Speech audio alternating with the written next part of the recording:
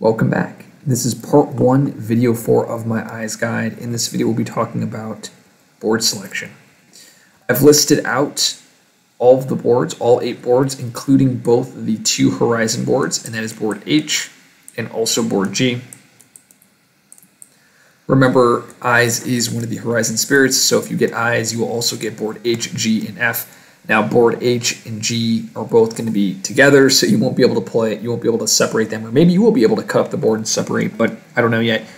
I know if you're playing online, we can actually get access to these boards, or you will be able to get access to them. So, at the very top, we have S tier, and that is boards E, B, and H. These are eyes' best boards, and the reason is because we have one of our cards, Whispered Guidance Through the Night.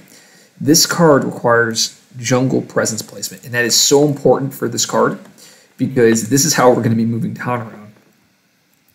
And board E, B, and H have jungles that are adjacent to every land on the board, and that's important. So looking at E, you start off in board on land E7, and that gives you access to your whole board except 2 lands, and those 2 lands are E2 and E3. But if you grow into E3, you now have access to this E2 land. Moving on to board B, you start off in land B8. You're able to grow into B4, and once you access B4, you can hit your whole board. And finally, you have board H. You start off in H5, and that allows you to cover your whole board except 2 lands, and that's H1 and that is H8.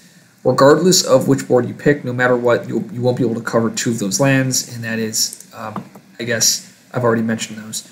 In terms of like which is the best board, or if I want to focus on the best board, I would say it's probably board E, and that's because board E has the best Dahan placement, and it has the ability to cut off these inland lands that you've seen in my river guides. So, also, you can cut off this wetland quite easily.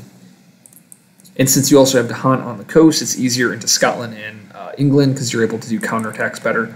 Board B, you have slightly more Dahan inland, and unfortunately you have this lone Dahan on B1. Fortunately, though, we do have guidance, and we have our innate, which has plenty, which gives us plenty of tools to gather Dahan around. I really don't like board H. There's a ton of reasons, and one of the reasons is you have these 2 adjacent mountains. I know board E also has that, but you have 2 mountains that have like no Dahan near them, so if these mountains come up early, you won't be able to defend them, or you won't be able to get a favorable counterattack in.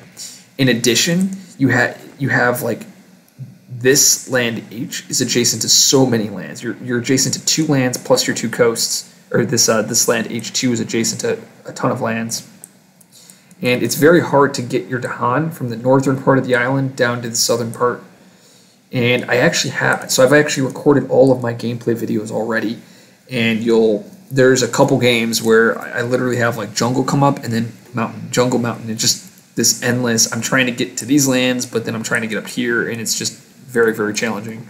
If you're on board E, everything is a lot closer together, or you can create pockets easier, so you can kind of prevent situations like this. On board H, you just can't.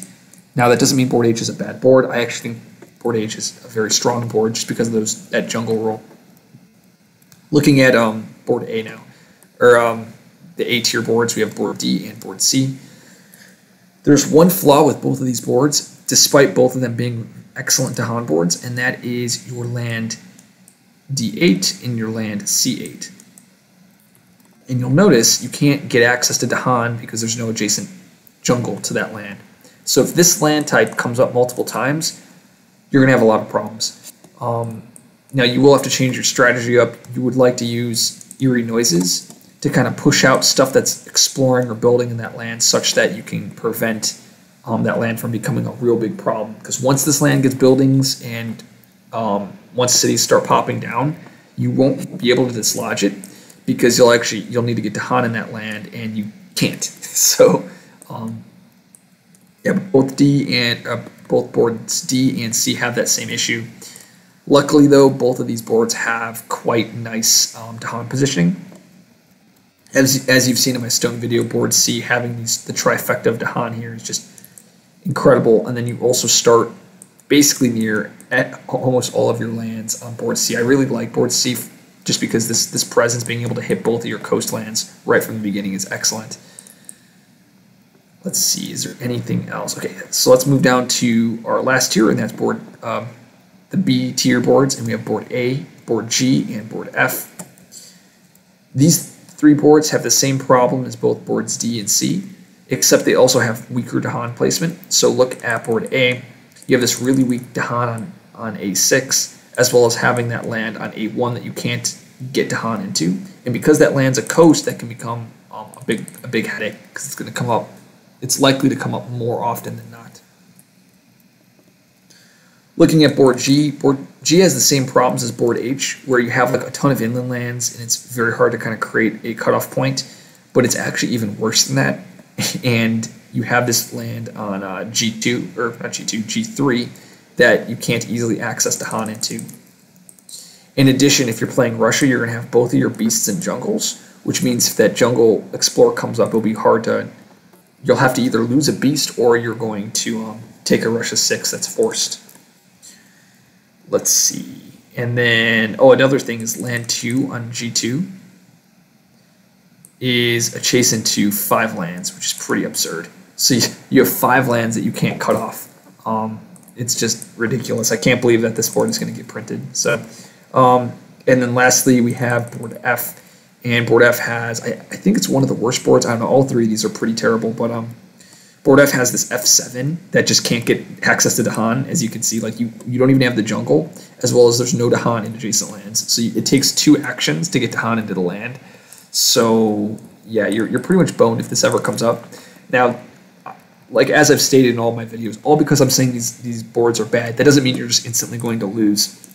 When I was playing one of my games with eyes, I played it into England 6, and I just ran to the board and ended up getting board F. And I was like, oh, well, I'm screwed if wetlands came up. Well, it never came up until stage 2, and it was pretty funny. I ended up just slaughtering England, and unfortunately, I didn't record that game because this is I ended up playing all the matches once before I started doing recordings, just to kind of get a flow of it. And I was like, oh wow, this match is a lot easier than I thought it would be. And I'll talk about that in the England video, but basically Eyes actually is very strong in solo just because Fear is really, really powerful. And in multiplayer, people aren't getting Fear, so you actually, and they'll build and bleed onto your board because of adjacencies, so it gets a lot more challenging in multiplayer. But okay, I think that's it. We covered the best boards, the okay boards, and the worst boards.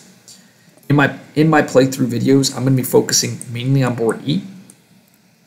In the first video in every series, you'll see me pick board E because board E is phenomenal. If you ever see this board, you should pick it.